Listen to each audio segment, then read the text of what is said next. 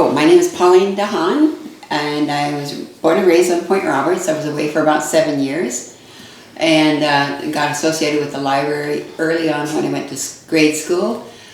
The library was located right in the grade school, and that was about in the 1950s, through the early 50s, or right up to, went to Blaine in about 58, maybe. Okay, my name is Maureen Miekle, and I'm a summer person, but since 1921, my dad built our cottage, and now that we're retired, of course, I'm here about 5 months of the year, so I feel I'm almost a local. We feel that way too. Thank you. And your daughter volunteered. Oh yeah, my daughter volunteered as, well, she didn't volunteer. Lola phoned her and asked her when Lola Loreen was the librarian here, and she volunteered for, I think, 3 summers, I think. One summer she didn't hardly go out of the house, she just read, as did your daughter. Yes. Okay, you're Sylvia. I'm Sylvia Shonberg, and I was born and raised here, but I did move away for 30 years. When I moved back, since I moved back in '86, I've used the library regularly. Really appreciate having it, and finding that anything I read about that I'd like to order or request, they always go to every length to get it for me, and I really appreciate that. Oh, my name is Bunny Miekle, and I was We're sisters-in-law. I was born and raised on Point Roberts. I married and moved to Vancouver, and thus became a summer person rather than a year-round person.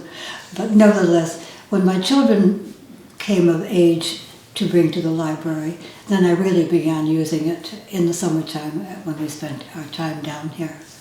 And that would have been about 60 years now, yes. The book room in the community center, well, that was the library. Well, it wasn't really a library. I mean, you were talking about it when we went there to read books, before we had a library. Oh, What was it like back before it was an actual library? I don't have any particular memory. You're not that old. No, what I do remember is that during the war, the teachers decided that we would get prizes for the number of books that we read, and the prizes would be war stamps. And so we were feverish in reading by that time. That was very encouraging. Can you explain to people younger than us what war stamps are? were? Oh, they were a contribution that we made in all innocence to continue the Second World War. Yeah. And they were little stamps that you put into a booklet.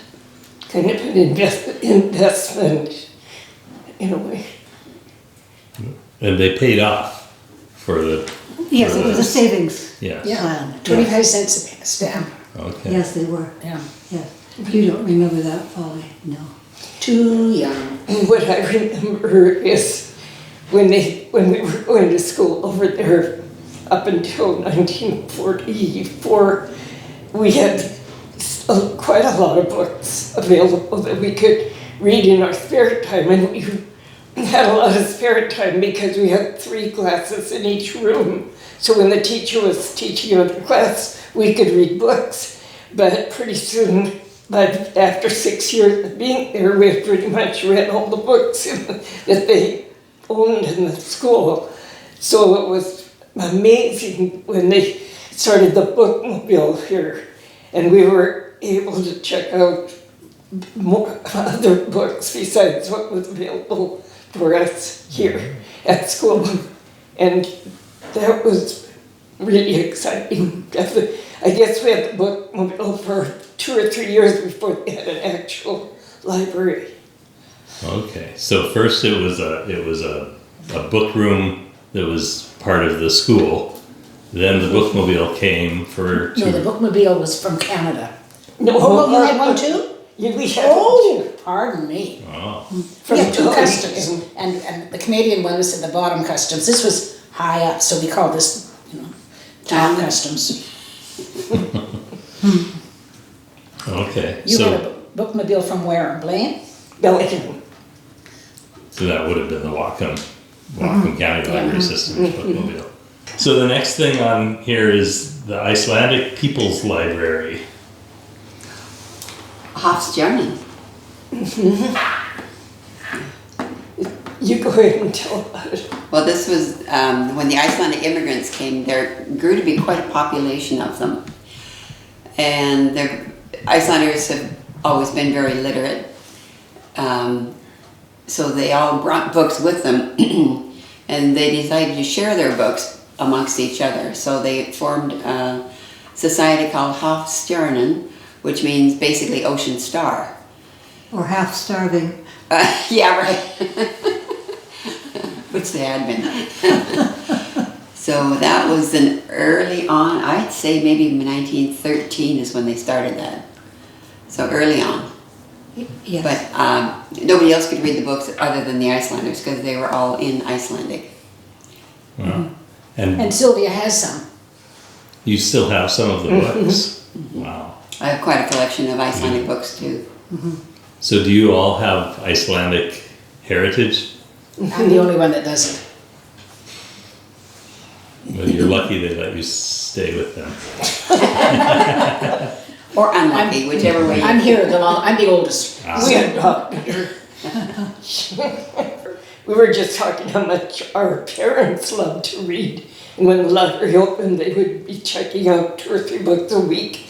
And it reminded us that in the 30s, they were all reading books like Gone with the Wind.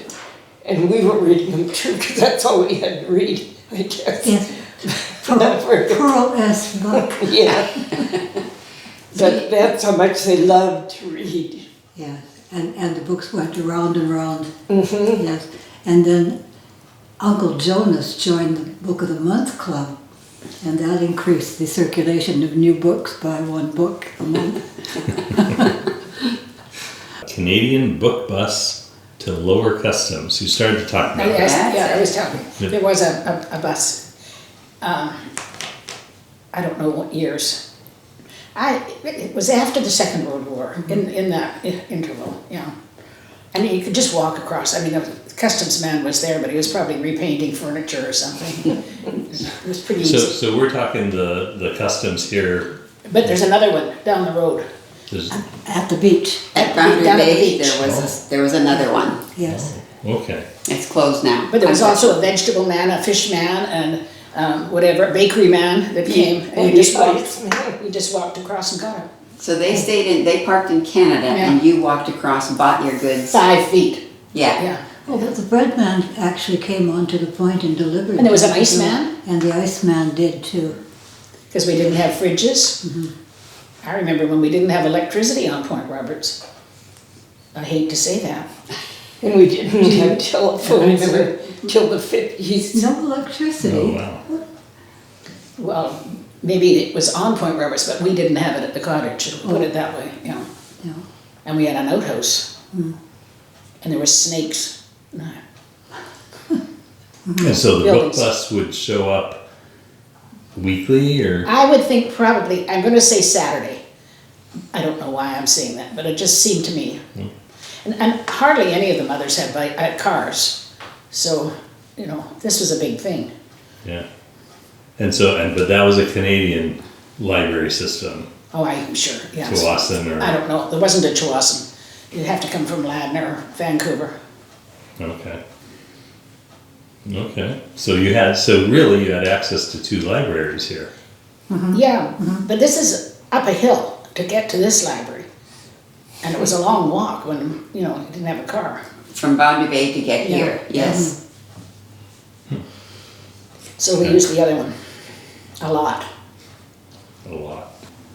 Senior lunches. They had the senior lunches at the community center every Wednesday, and the library would be open on Wednesdays so that everybody could come and have lunch and get their books. Oh.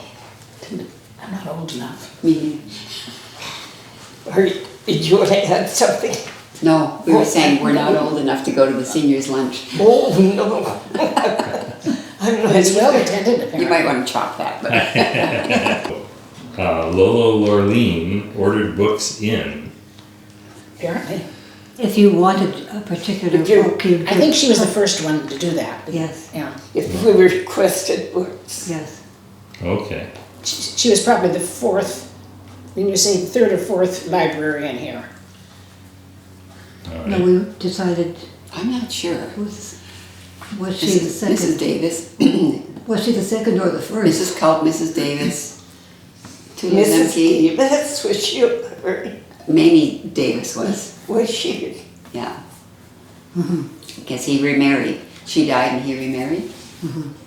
And she became the librarian. Mamie was a librarian for a while, or worked in it. Initially, Yeah. The first one I remember was Lola Lorraine, and her husband was the pastor at the Lutheran church, the only church on Point Roberts. Yeah. So you're, not at that time, though. was there another church? No, he didn't have he wasn't at the church. No, nobody, yeah. Okay. How about Mrs. Zemke? What can you tell me about her? She was kind-hearted, could be a little stern, but you weren't scared of her, you respected her. That's the word I think I would use for Mrs. Zemke. Yeah. I don't remember her at all. When was she there? What? Well, I might as well tell you the little story that I was talking about outside. She had a daughter about the same age as I, and we used to play together. But Janie got sick. She had pneumonia, and she died from it. So the first time after Janie died, I was told by my parents, now don't ask Mrs. Zemke about Janie. So the first time I went into the library, I was basically scared to talk to her. I stopped in the middle of the room. But she looked up and she said, "Hello, Pauline." So I went ahead and got my books and gave them to her and got checked out and that sort of thing. And then within, I think in the same year, I got pneumonia.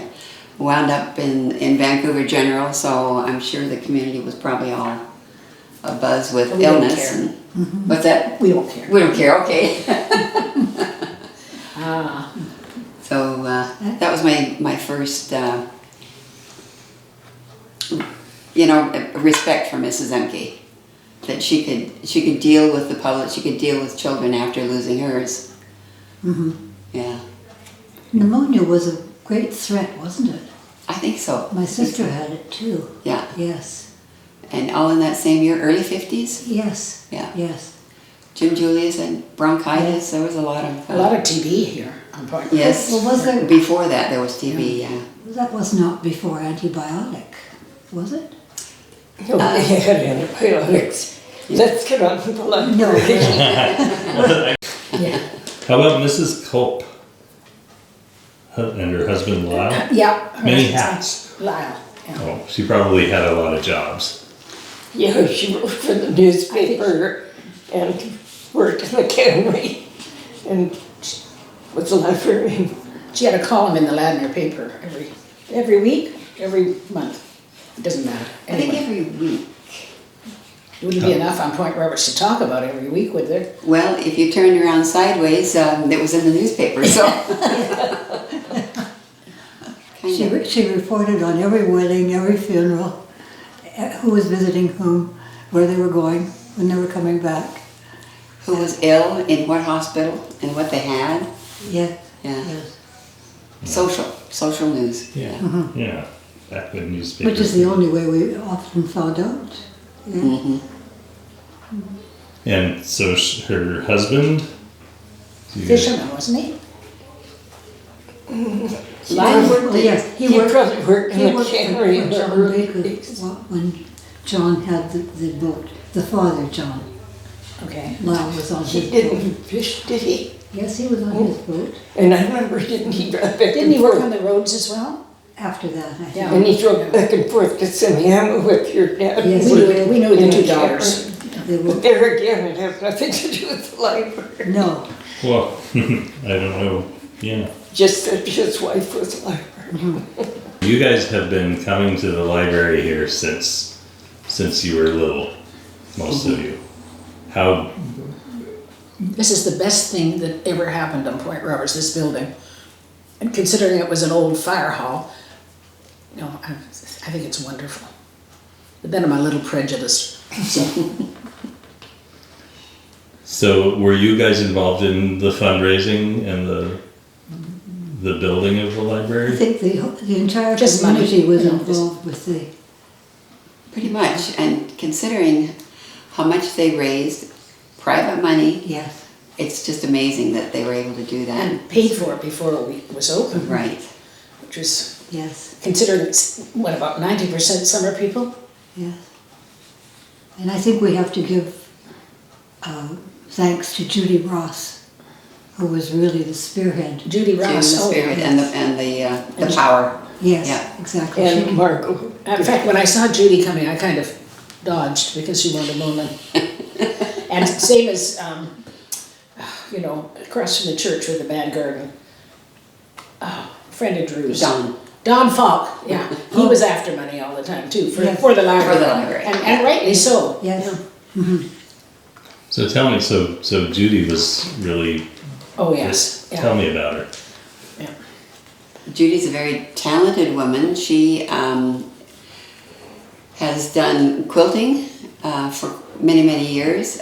She donated a series of quilt blocks that are now hanging in the museum across the way. If you wanted to come and take pictures of them, they're quite amazing. You'd be welcome to come in. I have a key. And she That was the donated library. these to the Historical Society, so they will always stay at Point Roberts. And she had, on the cover of one of the scientific journal magazines, they had one of her quilts. It was done geodesic domes, or yeah, something on that order. So she's a talented lady. We were lucky to get her at Point Roberts because she's Yes, we were. been here, what do you say, 15, 20 years? Even longer, I think. Maybe longer? At least. Ever since I came back, I think. 30 years. And it'd be nice if you had time to look at that room and look at the quilts, because it's been turned over now to the Historical Society, and we're making it into a History room. history room. We don't call it a museum, but there'll be displays and I would love to go over, walk with you guys over there right now if you And make wanted. particular attention to the floors. The floor is just gorgeous, it's isn't it? the It is. And, you know, think of all the people who walked on it all those years and they sanded it down and it looks magnificent.